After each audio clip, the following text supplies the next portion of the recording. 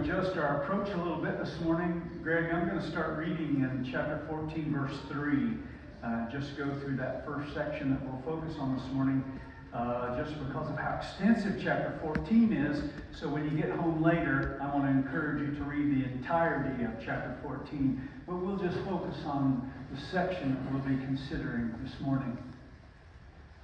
Gospel of Mark, chapter 14, verse 3. While he was in Bethany at the home of Simon the leper, and reclining at the table, there came a woman with an alabaster vial of very costly perfume of pure nard. And she broke the vial and poured it over his head. But some were indignantly remarking to one another, "Why has this perfume been wasted? For this perfume might have been sold for over 300 denarii and the money given to the poor." And they were scolding her. But Jesus said, "Let her alone. Why do you bother her? She has done a good deed to me.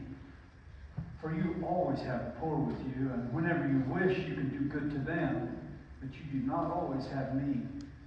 She has done what she could. She has anointed my body beforehand for the burial. Truly, I say to you, wherever the gospel is preached in the whole world, what this woman has done will also be spoken of in memory of her." And so yet one more time we fulfill that prophetic word of Jesus as we remember the sacrifice that lady made that day. Years and years ago, I remember Ray Finney told an opening funny, if you will. But it seemed in gratitude one day the chicken got a great idea that he wanted to do something to honor the farmer. And so they got the group together and they began to consider among the barnyard animals what they might do to honor the farmer. And finally the chicken suggested, I've got an idea. How about we do breakfast for the farmer? To which the pig replied, "Well, that sounds like a wonderful idea. What do you suggest we might put on the menu?" And she said, "Well, I can contribute some eggs." To which the pig said, "Well, that's a nice start. And what else do you think?" So the chicken said, "Well, I know for certain that he appreciates ham. Is there anything you could do about that?" And the chicken and the pig replied, "Well, ma'am, I just want you to understand that for you, an egg means a contribution. For me, however, it is a sacrifice."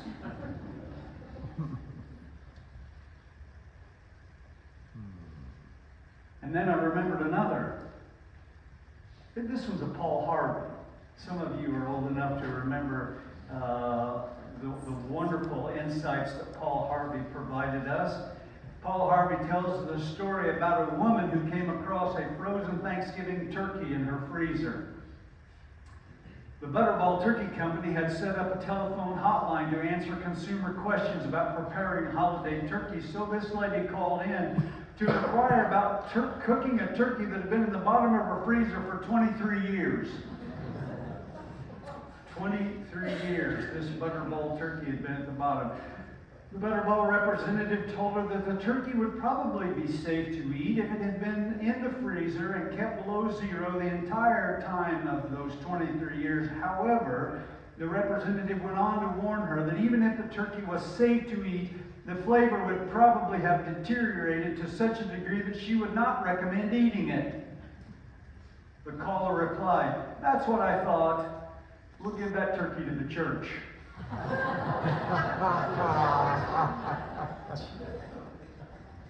And then my mind goes back to many of church camps and youth rooms at churches that I have been in through the years, and found myself sitting on a couch that had been donated, which was long since worn threadbare.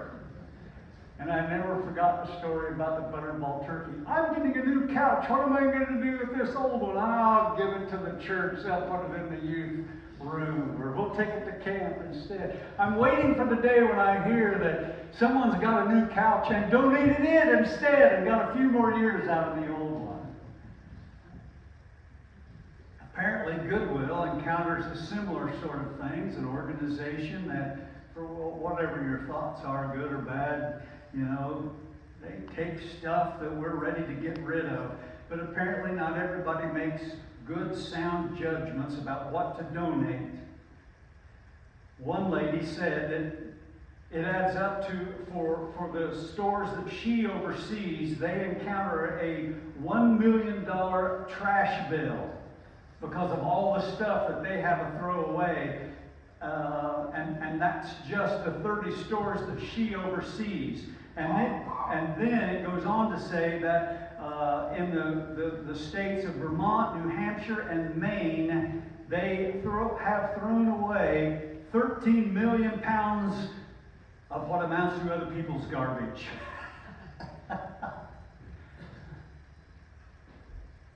What have we got to give to Jesus? The Gospel of John provides us some insight that doesn't appear in the book of Mark. Kind of fills in some of the gaps for what we don't see there in Mark. There it tells us that it was actually 6 days before the Passover. So, give or take, it's Sunday before the Friday on which Jesus is going to die. And the home that they are in, as we read, was Simon the leper. Don't you just love it when Jesus shows up in the most of unexpected, unconventional places? I mean, a guy that was known to have been a leper makes me wonder whether or not this was one that Jesus had healed. And Jesus would be just like that to say, Simon, I'm coming to your house for supper. But also there, at this gathering, Martha, you know, the lady that back in Luke chapter 10 was grumbling about having to do all the serving. She's still serving, but without any grumbling this time as they gather together. And Lazarus is there, by the way, having just been the chapter before of John, chapter 11, raised from the dead. So we're chapter 11, the raising of Lazarus. We're chapter 12, 6 days before the Passover, when Jesus is going to die, and they're gathered together for some fellowship. And here comes Mary. Here comes Mary with that gift. In their culture, I mean, it doesn't really sound, you stop by my house, I'm not likely to dump some oil on your head, you know. So I love you, but it's just not our cultural gig, right? But for them, in that environment, it absolutely was. It was a symbol of honor and practicality in the midst of a hot, dry climate. It was refreshing to them. And if you put the two texts together, you find out that it started on his head, which was customary, but it never stays there. It runs off in its excess. Ultimately ended up on his feet. And as again, culturally removed from our reality and our experience, even causing us some discomfort, she wipes his feet with her hair. Hard to imagine. A sign of such reverence and humility and gratitude.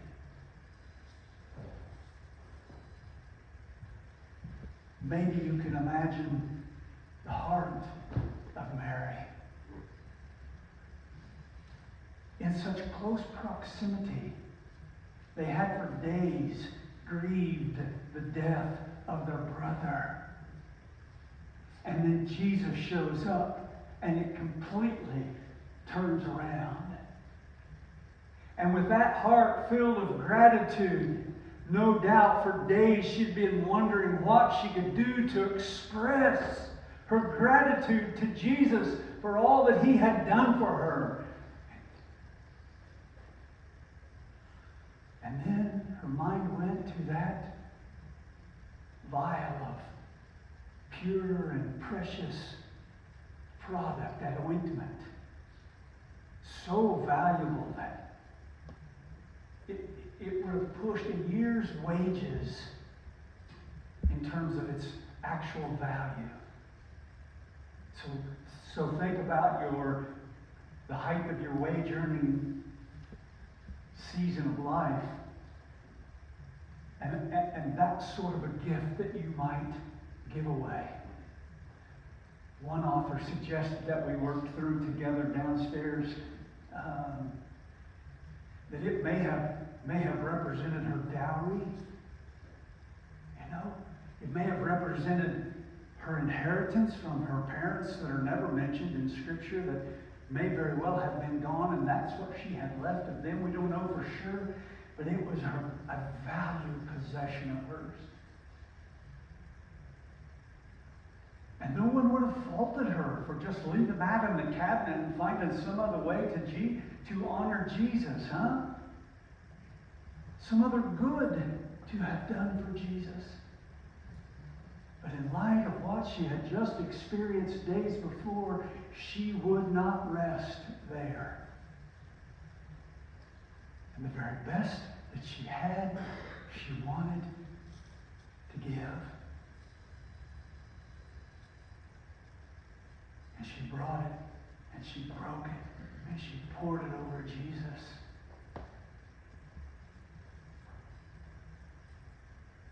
But not everybody was so excited about this incredible sacrifice that she had made. And they wanted to nitpick it, right? What is she doing? Mark's gospel, which we've been approaching as if it was from Peter's perspective, doesn't name names. John, however, on the other hand, absolutely does. And it was Judas Iscariot who led the charge. And it said it wasn't because he wanted to do things special for the poor. It was because he carried the money bag and there would have been more in there for him to pilfer, it says. So you never know what kind of motives it may be that cause someone else to question your response to Jesus. Don't worry about that. Number one, expect there'll just be some who won't be into and supported for what it is that's being called for from your heart. There are going to be some that will not support it. And you don't need to worry about their motives because you won't necessarily have insight into that. Just do what it is that you believe He's calling for from you. And she did. And in spite of the objections, Jesus was so grateful. She has done a good deed to me. Man, if you're really good to her, do you think? To hear Jesus acknowledge what it was that she had done for him causes me to stop and wonder, what sort of opportunities have I had this week to do a good deed to Jesus? Now, it's not exactly parallel, I understand that. He's not around for me to dump an oil vial on his head. But there are boundless opportunities for me to minister to people, and He'll receive that as it comes from my heart as an act of love and devotion to Him, a heart filled with gratitude for what He has done for me, and therefore just positions me to pass that on to others. Every single day there will be those kind of opportunities for us to get in line with Mary to do good to Jesus. To do good to Jesus is a noble and admirable goal for a day, I would suggest. And to begin to develop that mindset where we watch for those things, where we watch for those opportunities. What sort of a kindness, an act of good can I do for someone that I encounter today that Jesus would receive from me as coming to Him? Those opportunities will present themselves, In this case, it was a gift of extravagance. Some of us may be in a position to be able to do that sort of a thing. Just something, one of those wow things that everybody sees, and anybody who is aware of it acknowledges it as a wow moment.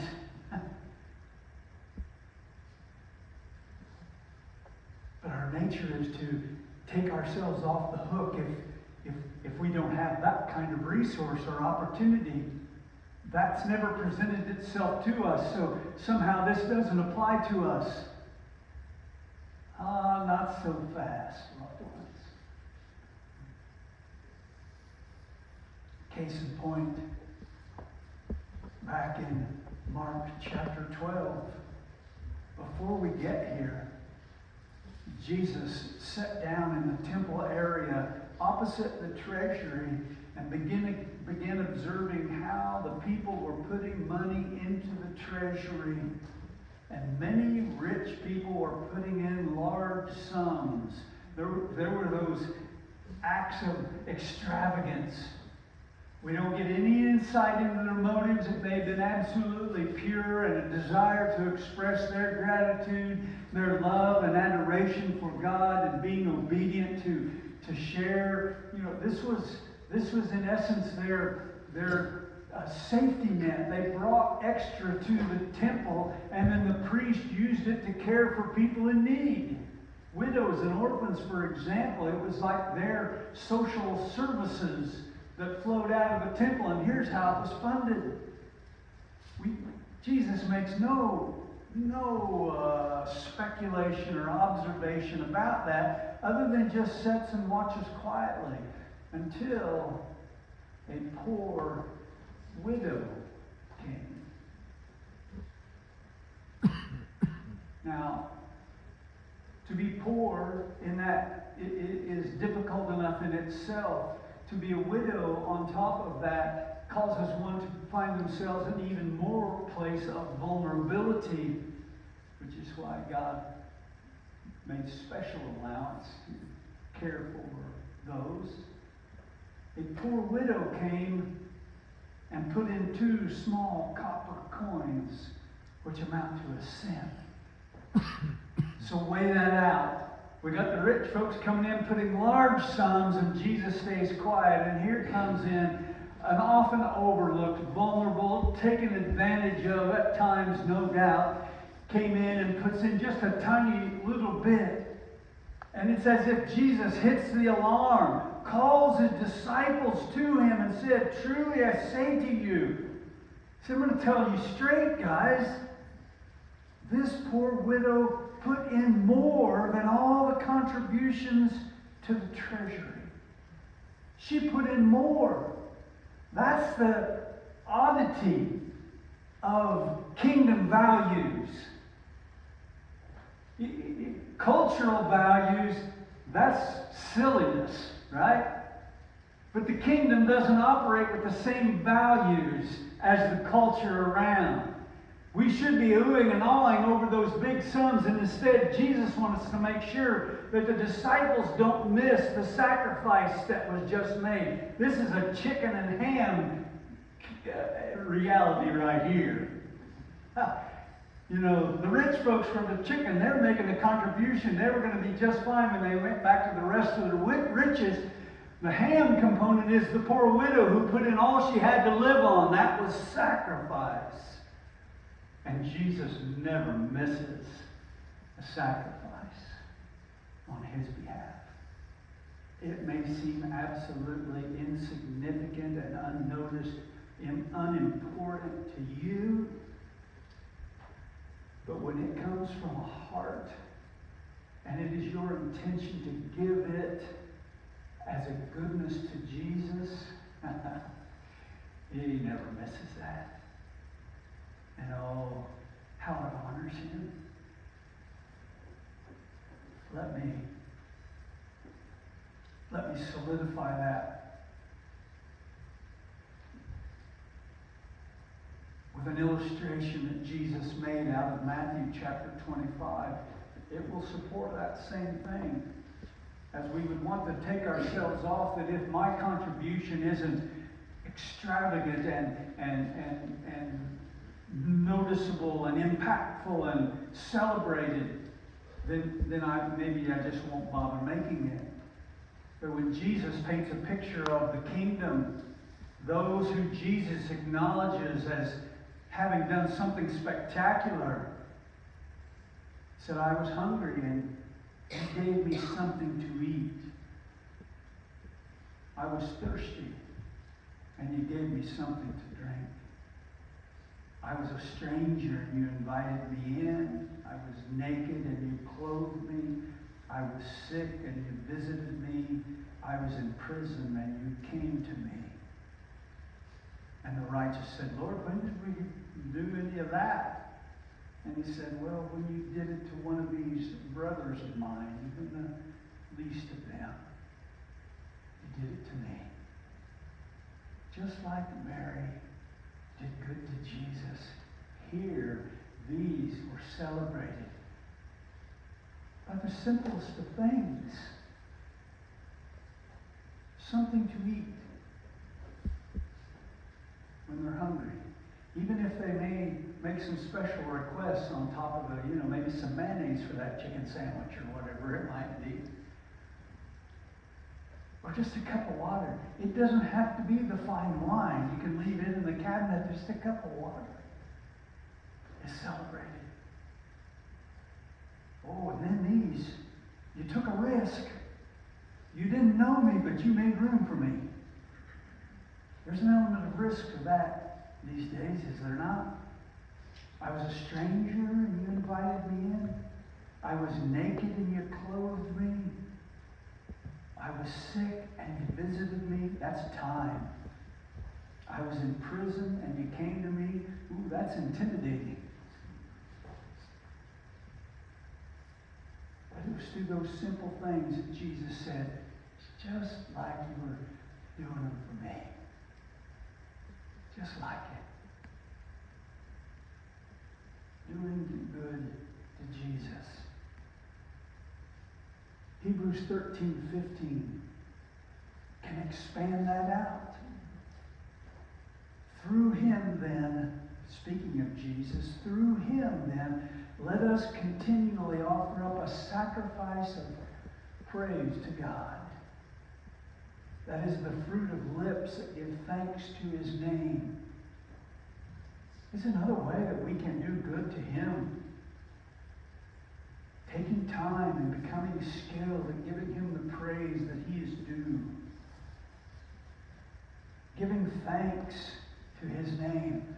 Slowing down long enough in this fast-paced, technological quagmire that we are making our way through, slowing down long enough to recognize the goodness of God in our lives and becoming very skilled at specifically giving thanks. I see what you did there, Lord. I see that. Thanks. Thanks, Lord.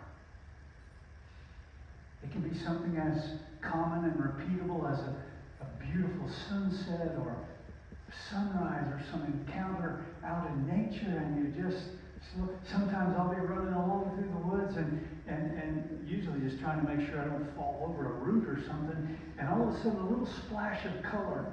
Everything right now is green and brown out in the woods. That's all there is generally. But then all of a sudden there'll be a little splash of color, and every time it catches my eye, and there'll be some little purple flower or a yellow flower.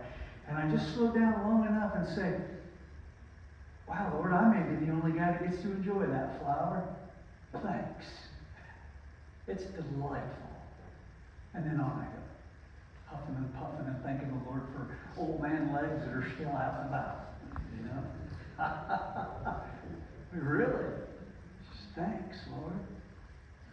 It may not be what it once was, but thanks anyway. I'm grateful for what it is. That is a sacrifice of praise. And then he goes on. Hebrews 13:16. Do not neglect doing good and sharing For with such sacrifices, God is pleased. And put a smile on God's face. Look for those opportunities to do good. You don't blast the trumpet, make sure everybody knows about it. Matter of fact, there's a discipline of secrecy that the old church fathers have written about. Secrecy, just seeing what you can get away with in Jesus' name that nobody knows about. Now it will test your flesh sorely because you want to let somebody know. I'd like to get just a little bit of credit for this. So even if you tell somebody else what you've been up to that day, just see if you can get away with it. Nobody knows the difference of some doing good and sharing. For with such sacrifice, God is pleased.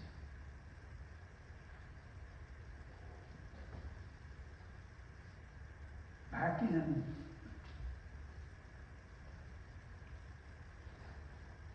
Back in 2 Samuel, the histories, and David is king, and David calls a census to be taken, and generally census had one of two things. Either the king wanted to raise taxes, or the king wanted to see how big his army was for security. And what the Lord really preferred the kings of Israel to do were just to rely on him. I'll provide the resources, I'll provide protection, just relax and lean into me. But David had called a census, and it set off some consequences in his life. You can read about it later in 2 Samuel chapter 24. And David, actually in God's grace, he let David choose what kind of consequences he was going to experience. And David turned loose as a result of the Lord's offer 3 days of pestilence among the people. Some sort of physical calamity came, and David wanted to put this to stop.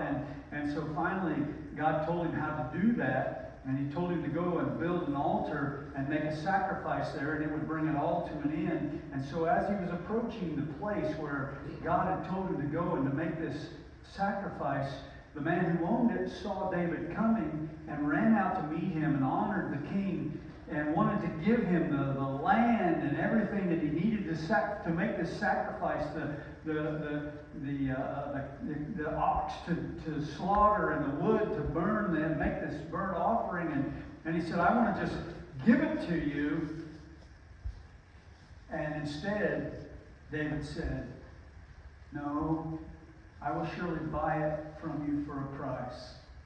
For I will not offer burnt offerings to the Lord my God, which cost you nothing.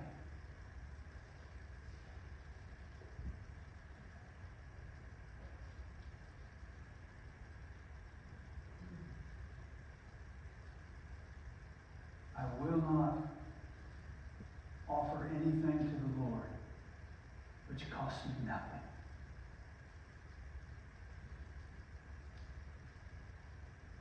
No old couches. Nothing wrong with it. Nothing. Lightly used couch, all right? But don't be bringing me no 20-year-old turkeys, all right? I'm probably going to feed it to my dog.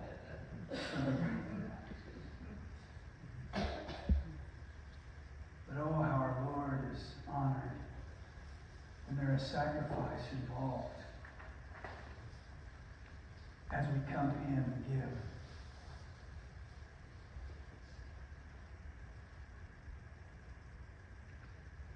The Lord never forgets. The Lord never misses a one of those sacrifices. Kind of giving that the Lord looks for from our life that honors him comes from our awareness that we owe our very lives to him, physically and most certainly spiritually. There's a song Greg's going to play for us. I've enjoyed a great deal lately. It's ministered to me. A compilation of singers, their worship leaders and recording artists and a pastor in the mix, and they call themselves Sons of Sunday. And this particular song title is One More Day. then I'll come back